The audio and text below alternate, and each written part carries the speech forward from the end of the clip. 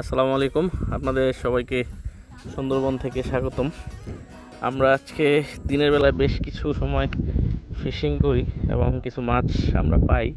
এখন রাতেও মাছ ধরার চেষ্টা। এই যে ছোট মাছগুলো, এগুলো আমরা এই নদী থেকে নেটের মাধ্যমে ধরি এবং এটাই আমরা টোপ হিসেবে ব্যবহার করতেছি।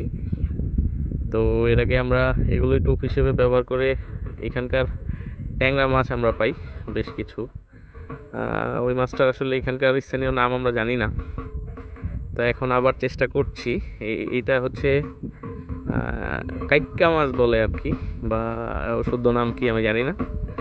এই মাছটা আমরা এখন টোপ হিসেবে ব্যবহার করতেছি।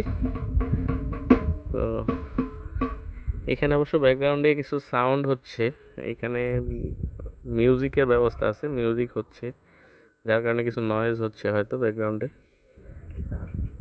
আমাদের খাবার রেডি করা শেষ, এখন আমরা হচ্ছে দূরে ছুঁড়ে মারবো।